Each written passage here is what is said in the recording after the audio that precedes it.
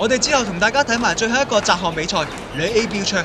鏡屏黃曉琳喺第二擲擲出38.97米，一舉打破由自己喺上年做出嘅學界紀錄同學界大會紀錄。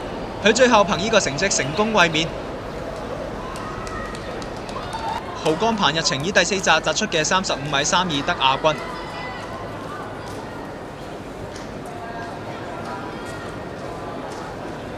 鏡屏林靜怡同樣以第四擲擲出嘅29.87米獲季軍。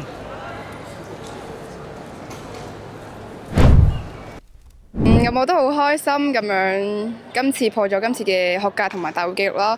咁之前嘅紀錄都係我嘅，咁我今年就打破咗上年世 A 我創造嘅紀錄。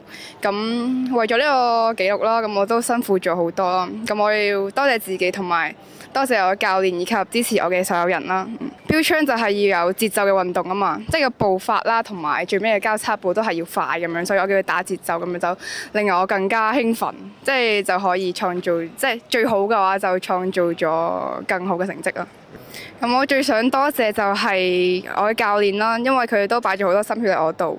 咁另一方面就要多謝下咁多支持我嘅人，因為佢哋就頂住個大太陽都嚟睇我比賽，為我加油咁樣。